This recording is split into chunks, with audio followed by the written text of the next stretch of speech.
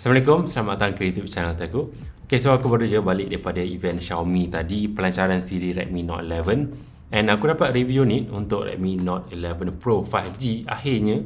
So, ini boleh kata model yang paling tinggi lah dalam siri Redmi Note 11. Ni ada 4. 11 biasa, 11S, 11 Pro dan juga 11 Pro 5G, which is this one.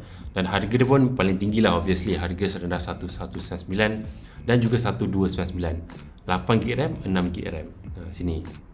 Okay, so jom kita unboxing dan kita tengoklah first impression macam mana design dia, apa spek-spek dia yang baru dan sebagainya lah.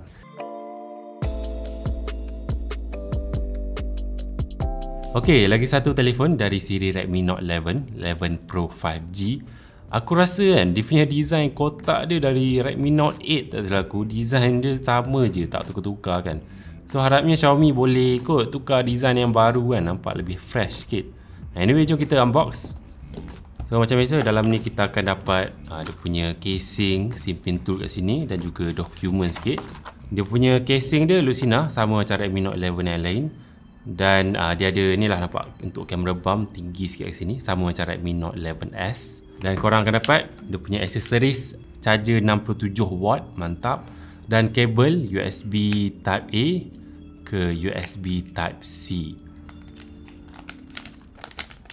So 11 Pro 5G ni warna dia nampak sebiji macam 11 dan juga 11S, warna matte black yang cun. Telefon ni aku perasan dia punya design dia lebih bersegi lah daripada 11 ataupun 11S. Sebab kalau korang tengok betul-betul tepi ni rata, sama macam 11 dan juga 11S.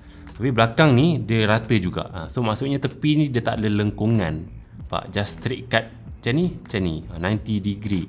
Kalau tengok pada 11 dan juga 11S, korang akan nampak lah lengkungan pada bahagian tepi ni.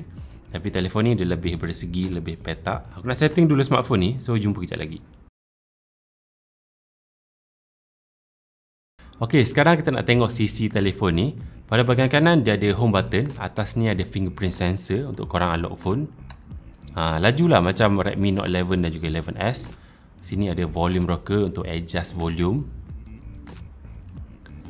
Atas ni dia ada RF blaster untuk remote control. Ada dia punya speaker satu, Bicho Audio 3.5mm. Belah kiri actually tak ada apa.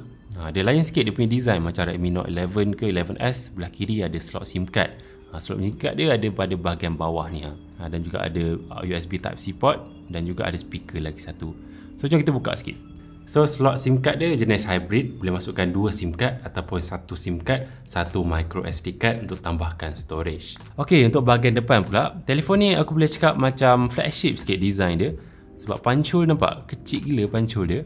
Bezel pun nipis dan dia punya dagu pun agak kecil lah. Compare kepada Redmi Note 11 dan juga 11S. Yang ni 11S, nampak dagu dia lebih tebal. 11 Pro 5G lebih kecil. Dia punya pancul pun nampak lebih kecil. So overall nampak lebih mahal, lebih kemas, lebih elegan lah pada pendapat aku. So dia punya quality screen dia boleh kata sebiji sama macam Redmi Note 10 Pro tahun lepas. Screen jenis AMOLED, refresh rate 120Hz. So bila korang scroll ni rasa lebih smooth lah, lebih sedap mata memandang. Tapi dia makan bateri cepat sikit lah. Dan untuk dia punya benda lain dia, brightness dia 1200 nits max. Dia support juga Widevine L1 certification dan juga DCI-P3 Cam mode. Ok, so itu pasal dia punya screen dia. Sekarang aku nak cakap pasal dia punya bateri. Bateri dia 5000 mAh. Support fast charging yang sekarang lebih laju. Dia boleh kata double lah compare pada tahun lepas, iaitu 67W. Dan dia bagi sekali charger 67W tu dalam kotak seperti yang aku tunjuk tadi tu. Ini dia punya charger dia 67W, 2 pin USB Type A ke USB Type C. Kalau maybe in the future dia bagi 3 pin ke, plus dia bagi USB Type-C ke USB Type-C, mungkin lagi mantap gila kan. Kata Xiaomi 15 minit charging dapat 50%, which is cukup bagus. Dapat guna dalam mungkin setengah hari ke hampir sehari tu boleh dapat. Kalau full charge daripada 0 ke 100 ambil masa dalam 48 minit. So nanti aku try lah pada review penuh nanti.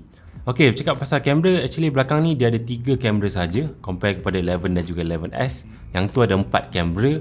Yang ni kali ni dia buang depth sensor. Tak adalah penting sangat kan depth sensor tu. Dia buang dan dia letak AI kat sini. Tapi dia masih lagi ada makro kan. Buang makro pun aku tak kisahlah sebab aku rasa tak siapa guna kamera makro dia. 2 megapiksel compare kepada Redmi Note 10 Pro tahun lepas 5 megapiksel, sekarang turun jadi 2 megapiksel. Ultra lebar dan juga main kamera boleh kata sebiji macam Note 10 Pro 108 megapiksel, sensor HM2 tak salah aku. Dia punya ultra lebar 8 megapiksel. Dan untuk bahagian depan dia ada satu kamera selfie 16 megapiksel f2.4. So ini beberapa first impression gambar yang aku ambil dalam studio ni. So boleh tengoklah kualiti dia.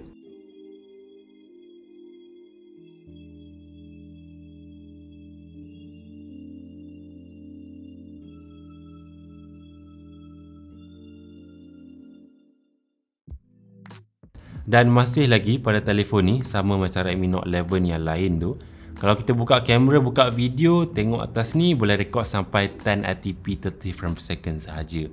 Downgrade daripada 4K. Note 10 Pro tahun lepas 4K, this time 1080p 30 je. Ok, bercakap pasal dia punya chipset dia gunakan Snapdragon 695 5G. Yes, dia support 5G. Antara semua model-model lain, dia seorang je support 5G.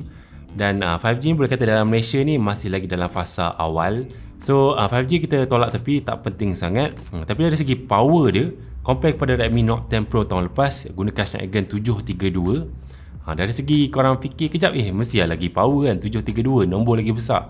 Tapi sebenarnya 695 ni lebih power daripada 732G tu. Performance dia boleh kata 20% lebih padu lah. Yang tu score dia pun agak mantap juga, sekitar 400,000 macam tu.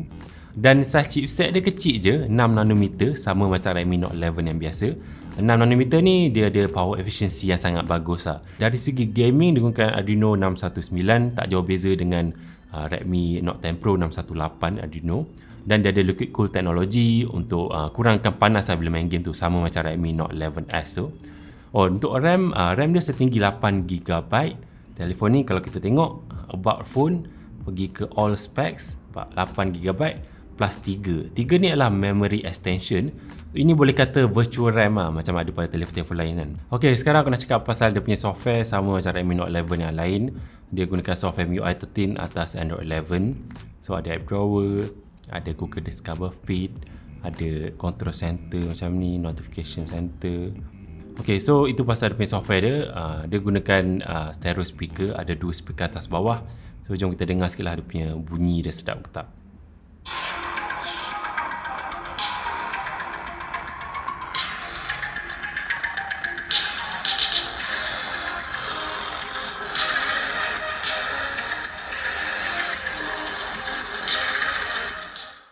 Ok, so tu dah video unboxing dan first impression aku untuk Redmi Note 11 Pro 5G. Mantap lah, tapi dia tak perfect sama macam Note 11 yang lain. Sebab video dia sampai 1080p sahaja. Tu bagi aku lah. Yang lain bagi aku cukup mantap lah. Specs dia overall memang cukup ngam, cukup padu.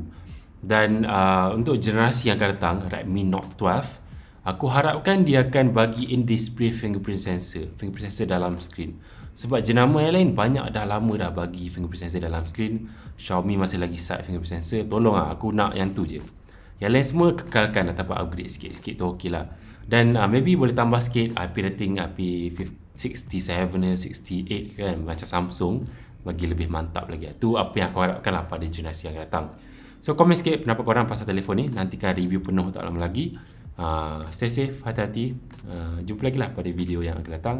Stay happy. Follow aku kat sini. Bye bye.